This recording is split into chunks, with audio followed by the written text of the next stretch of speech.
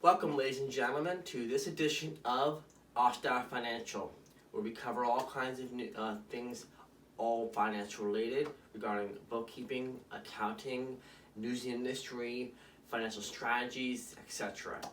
If you have any comment, any topic you would like to see in a future video, please leave in the comment section below, and I'll be happy to draw a whiteboard for it. Today's edition, I've been asked multiple times by people who are in a job that they're trying to leave, and now that the lockdowns have lifted, they're looking at the window of opportunity to move on to another occupation, and so they've asked me about where to put their money.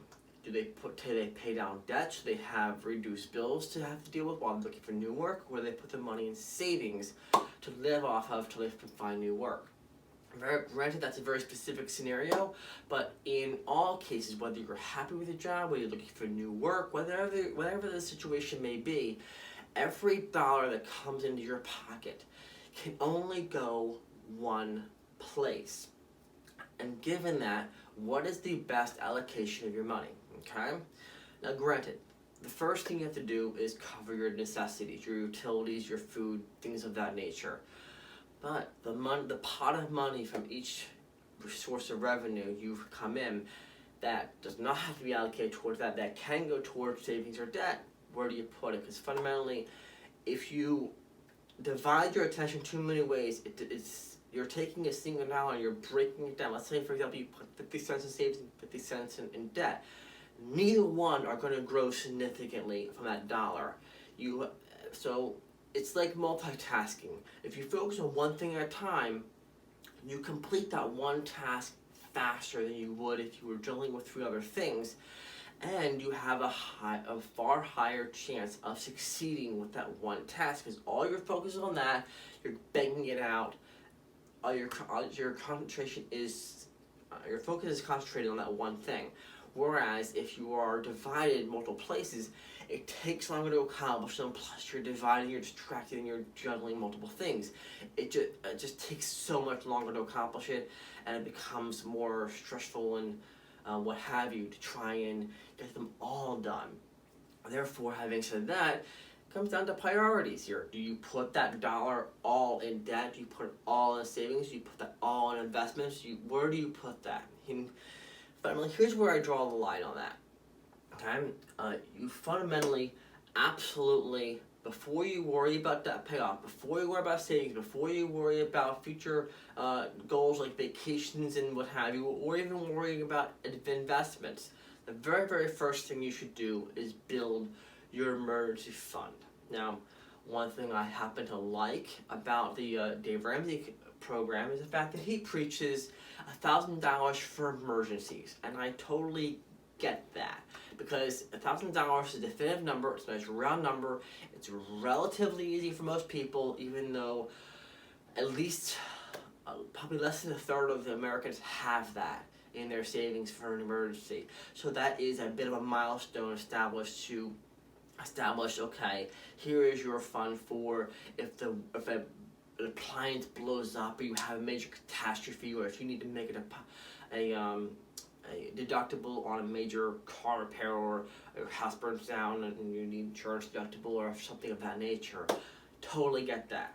I take it a step further, however, because when it comes down to is, what is your worst case scenario financially? And that is being out of work and not generating a dime. And that's taking into consideration, let's say, for example, you're not getting unemployment yet, or you got denied for unemployment and you're not making money anywhere else. How much do you have in savings or your emergency fund to float you until you get new employment? Most people can do that within a month or two. Some circumstances can take longer, depending on what kind of field you are in and what kind of demand that industry is in. But in general, very high level, very broad scope, most people, if they are spending that 40 hours a week they would be at a job, straight up applying to positions, talking to recruiters, going to interviews, doing the resume, revising the resumes, all those job search related activities for 40 hours, most people can find enough to support themselves, regardless of whether it's an ideal position or not. They can find enough to support themselves within a month or two. Given that, look at your expenses. How many of your expenses absolutely cannot be put on a credit card? Okay? Take those expenses first and say, okay, how much would it cost to cover those expenses, your food, your rent, your mortgage, rent, things of that nature, whatever, cannot go on a credit card. How much of that would you need to cover you for 2 months? Let's say it's $2,000. Okay, I am not advocating by any way, shape, or form ringing up a credit card bill to float you till you find a new job. That is dangerous. And when I mentioned on my credit card video, when you're trying to leverage credit cards to pay you, or using using credit cards to leverage paying off debt, you fundamentally cannot afford to risk having to pay a 25% interest rate on charges you put on your credit card via balance transfer, via purchases, etc. I always believe you should never put anything on a credit card unless you have that in savings. I'm using that as a basis for your savings amount for if you need to find a new job, because fundamentally when you are full-time looking for new work, you are scaling back your expenses, you're being very mindful about every dollar you spend, and you're focusing on your side hustles to make some extra cash.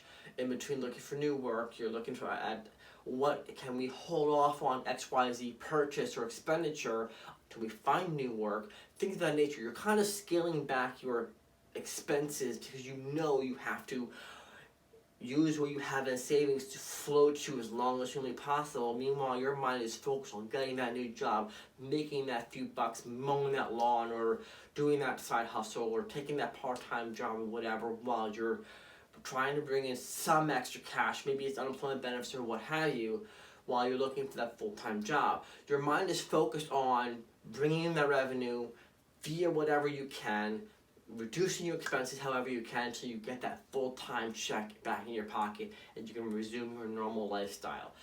Therefore, that's kind of the basis around what is it that the vendor will not accept on a credit card, and do you have 2 months of that dollar amount in your savings to float you? Now, granted, all situations are different, and I would love to provide you a breakdown of some scenarios in a future video how this applies. But as a high level rule of thumb, I have personally utilized the strategy of how much do I need in savings to float me for a couple months, because I can probably find a new job, whether it's an ideal one or not, that will support my family. And there's always all sorts of insurance options out there, and other, whether they're less than ideal or not, there's always options out there, whether or not I took contract work and bought my own insurance, or I found a full-time job with benefits, or what have you. There's so many variables out there to consider that fundamentally I could find a job and bring in money within 2 months, whether it's the right position or not, or remains to be seen. But that's where it comes down to. Having 2 months of expenses in your savings that you do not touch it. In a worst case scenario, you lost your job, that company folded, or any other reason came up, and where you find yourself now out of work, you can float yourself for 2 months till you found new work, is kind of the benchmark I take there with saving versus debt. Now, once you have that dollar amount where you know that absolutely that you could, whether that whole 2 month thing probably would be a bit of a stretch in the lockdown society where people were completely out of work. But then, of course, you had the federal government floating you with those unemployment benefits. I mean, there's so many different variables in the economy. It's why it's a very much a guideline and not so much a hard rule for savings for getting new work. And in any event, having said that, once you have that nested aside, your emergency fund is covered, you're financially somewhat prepared for just about anything that might happen to you in the short term, then it's time to decide, okay, you've got your savings goals in place, Do you put that dollar towards growing that savings? Do you do it towards paying off your debt? Do you put that towards investments? Here's my take on investments. Until you are debt free, investments are more or less a pipe dream, like playing the lottery. I don't recommend them unless you have a solidified, measured return on investment, ROI. If you can get involved in something that you know will not take away from your job search and has definitive timeline and ability to get your return on investment, then that's worth discussion. I'm not saying do it, I'm not saying don't do it, I'm saying it's worth discussion. If you don't have that criteria, it should be tabled for the future. There are some small investments I've made in which the capital output was very insignificant, and therefore if it didn't pan out, it didn't pan out, but it was something out there to, if it worked out, hey, great. If it didn't, then it's like betting on a sports game. For example, when I took a look at the trends, and Miami had beaten New England 9 years in a row in Miami. I said, okay, I'll put $20 down on the next Miami hosting a New England game, knowing that statistically it favored Miami winning, but it's sports. You don't bet on sports because there's no sure thing. Sure enough, that was the one time that New England won in Miami. So, lost $20 on that. But that's kind of where I go on investments. I don't make investments unless I am prepared to completely 100% eat that money. And if I'm trying to build up my savings account to protect my family's financial needs, if I'm trying to get out of debt, I can't afford to throw money out the window on pie-in-the-sky investments, okay? I have to know that they're going to return money.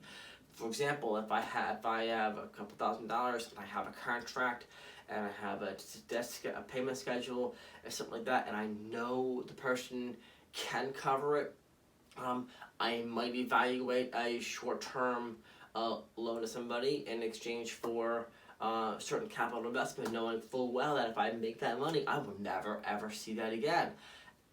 Expecting that they are going to honor their agreement because they know they're going to need to maintain a good working relationship with you, because fundamentally it's I'm reminded of an episode of MD House where he brings this guy out of a concussion, and he said at the end of a bunch of questions, said, why do you want to be a doctor? And he gave him some sort of House gave him some sort of stupid, sarcastic answer, and he said, go ahead, screw me around. You think you're going to never need to ask me another question? And then House got serious and he answered his question. Same deal you have with lending. You don't lend to somebody fundamentally like family or a high-risk person or somebody with whom is fully prepared to take your money and walk. If you have somebody who has an established business relationship with you, knows that they need that in good standing in the future, they are a safer bet because they're going to find a way to pay you back because they need you as that resource in the future. It's leverage. I mean, that's just one example. I mean, fundamentally, when it comes to investments, you don't go for pie-in-the-sky investments or high-risk investments. You go for the safe bets or safer bets that will provide you that return. Because fundamentally, for the most part, these things should be tabled until you have your debt-free lifestyle. Speaking of which, what is your debt-free timeline? Do you have one? What is your strategy for paying off debts? Once you've got your savings goal hit as far as loading yourself for a financial catastrophe, once you've got your investments tabled, now you can single-handedly put all your financial resources outside of living expenses into getting debt-free. Now it's time to break down your debts. What are they? How much are they? What are their interests?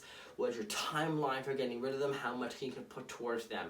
It's time to bring that into focus, to put together a plan and a strategy to eliminate debt. Is your goal to get rid of $100,000 in 1 year?